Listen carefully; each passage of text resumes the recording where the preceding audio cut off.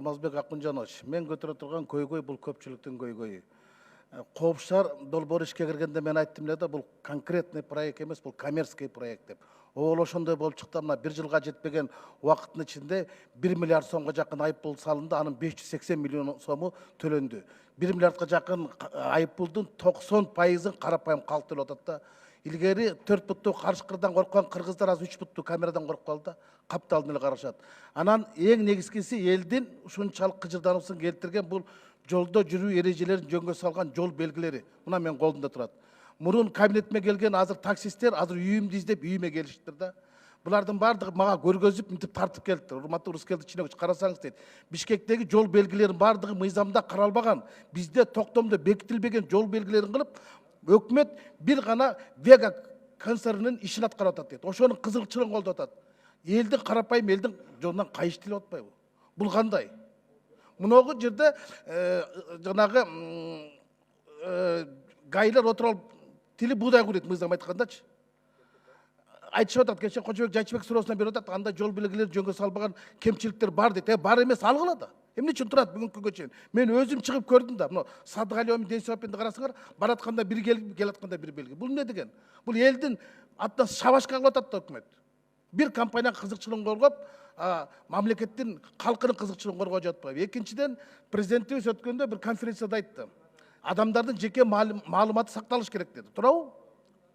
Жеке маалымат сакталыш керек. А биздечи жакында эмне болду? Жана мамлекеттик каттоо кызматынын башчысы Алмаз Мамбетов менен орун басар Айнура Туйбаянын деп бир маалыматты чыгарып жиберишти. Кимдин каяка баратканын, кандай машина менен баратканын, алдында ким отурганын, кимдин каяка колун салып баратканын эмнеге чыгарышат? Дагы унчуккан жок Алмаз Мамбетов. Мен анын ордунда болсом ошол Веганы 100 миллионго сотко койрот болчумун. Адамдардын жеке маалыматы чыгарбаш керек да. А бул эмне деген? Демек бул коопсуз шаар долбоору эмес, бул жооп шаар долбоору болуп атпайбы? Мына бул боюнча эч кандай аракет көргөн жок. Эл араң турушат. 1 миллиард сомго жакын айыппул төлөнүп атат. Анын баарын эл төлөп атат, чоңдор төлөп атат дейсиңби? Анан дагы алар кат коюп алыптыр. Бактылуу письмо счастья, атасынын башында письмо счастьябы? Байларга, базаркомдорго ал бактылуу кат болушу мүмкүн. Карапайым калк үчүн карызды алып келген кат, ал баягы согуштан келгенде эле кара кагаз да. Анан дагы письмо счастья деп кат коюшуп алыптыр. Мына ушул боюнча сиз тапшырма бериңиз майы кызматкерлерине. Жанагы көчөдө мыйзамсыз сеним турган жол белгилерин баарын алсын. Тез аранын ичинде алсын. Ушуну талап кылам, рахмат. Иманалы мырза, айтсаңыз, мынакей жаңы эле Дастан Далабаевичтин суроосун мен улап кетким келип атат да. Проступокко берип атасыңар да жанакынча эле. Бөлөк номер тагып жүргөндөргө. Бирок логика жок да. Подкассеттик менен наклейка таккандарды косо штраф менен алып атат да. Экөө бирдей эле да. Какая разница? Тиги деле номерин жаап алып өтөт. Тиги деле чужой номер менен өтөт. Бирөө проступокко түшүп атат, силер проступокту калтырып атасыңар. Бирөө штрафта калып атат. Урматтуу Кожобек Жайчыбекович, ошо подкассеттин таккан бул алыстан эле көзгө көрүнүп атат да. Аны биздин баягы постоянно жүргөн наряддар карап туруп эле, ал ошол жерден эле кармап туруп ага чара көрүлөт. Ал эми эч кандай мындай айырмаланбаган жана жасалма жалган номерди биз баягы общий потоктон айырмалай албайбыз. Ошон үчүн бул жерде баягы эме ошондой болуп атат да, градация. Анан кийин автоматтык түрдө жанагы наклейка жабыштырып алгандарды аппараттык программалык комплекс распознает, аларга уже тиешелүү токтом чыгарылып нарушение деп кетип атат. Ал эми жанагы жасалма жана жалган номер базадан чыкпайт, ошон үчүн баягы нарушение деп бизде базада калып атат да, токтом чыгара албай атабыз. Видеонаблюдение подкассеттиктимне толук көрсөтүп мындай определение кылабы алыстан келатканда. Подкассеттингде видеонаблюдение тактай турган жерин бу жерде кээ бир 1-2 цифрадан жаңылып калгандарды биз марка, номер машина база менен туура келет, аны аныктап алабыз. А бизге ошол жана жасалма менен жалган номер ошолор проблема кылып атат да, идентификацияда. Билбейм, ошо проступок болуп калып атат да. Бул туура болобу, туура болбойбу, карап көрүңүздөр да. Андан кийинки. Буга чейин 3000 сомдон штраф салынгандардын көпчүлүгү азыр 1000 сомго түшүп атпайбы ушул мыйзамдан, туурабы? Смягчающий болуп аткандан кийин мурунку 3000 сомдон төлөбөй жүргөндөр кандай болот?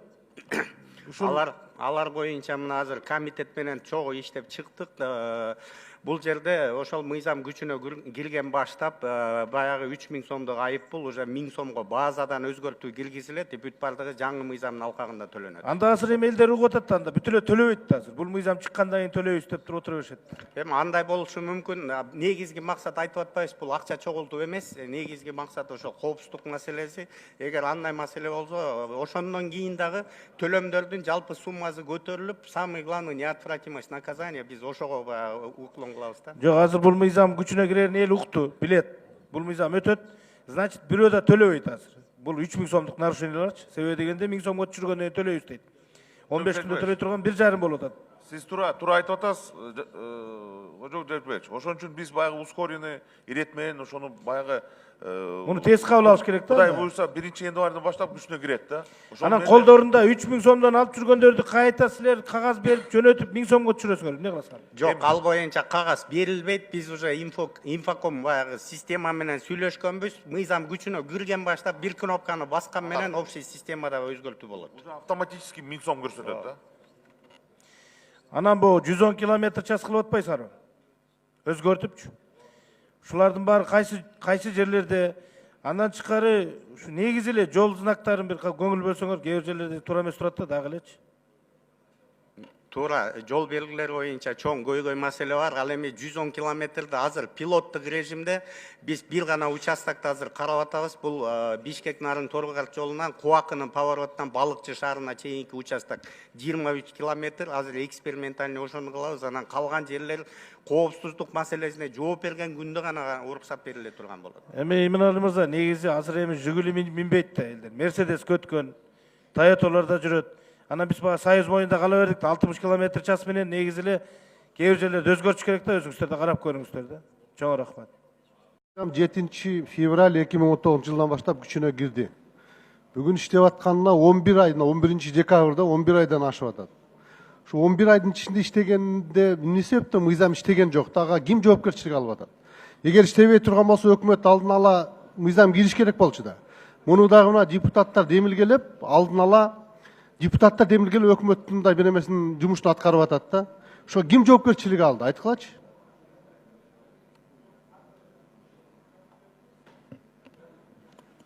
Саламатсызбы, Алла Зимович, рахмат.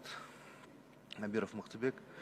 Бул боюнча өзүңүз билгендей 7 февраль күнү күчүнө кирмек мыйзам долбоор күчүнө кирди. Анан январь айында депутаттар тарабынан мыйзам долбоору демилгеленди бунун срокторун жылдырыш боюнча. Ошого байланыштуу ошо мыйзам күчүнө кирип иштеп баштаса, андан кийин сроктору жылса бир коллизия болуп калышы мүмкүн болгонда, болуп калышы эме бар болчу, риск бар болчу. Ошого байланыштуу өкмөт тарабынан ошо депутаттардын демилгесин колдоп, жаңы кодекстер күчүнө киргенин эске алып туруп, ошо мыйзам долбоорун токтотууга чечим келген. Жок, мыйзам иштей баштагандан анда тездетип мартта кабыл алып койбойлубу, апрелде кабыл албайлыкпы, декабрга чейин алып келип атасың. Бул силер кызыктарсыңар да өкмөт, буга депутаттар эмес. Кызыктар ошо. Мыйзамды кабыл алып койгондон анан мыйзам иштебей кала берем, кандай бул? Азыркы учурда бүт шарттар түзүлдү, страховой компаниялар менен иш алып барылып атат. Мыйзамдын астына иштелип чыккан подзаконный акттардын баары даяр. Бүгүн мыйзам долбоору кабыл алынса, ошонун баары ишке ашат. Бүгүн жалпы канча машина автотранспорт бар бизде? Канчасы доверенность менен жүрүп атат? Саламатсыздарбы, мамлекеттик каттоо кызматынын төрагасынын орун басары Айнура Туйбаева. 1 миллион 300 машина катталган 1 декабрга карата 2019 жылы. Анын ичинен так ишеним кат менен канча машина жүргөнү эч кимге белгисиз. Эч ким билбейт? Эч кимге белгисиз. Анда доверенность кылат, кантип анан силер страховка кылабыз деп атасыңар? Камсызтайбыз деп. Эч ким билбесе анда, кандай эмне болгон мамлекетпиз андачы? Бул жерде подзаконный акттарда каралган, ошо водительге доверенность, страховка берилет да. Ошого байланыштуу ар бир жаран өзүнө страховой полис алганга мүмкүнчүлүгү бар, автомобилин кошо көрсөтүп ошо страховкага.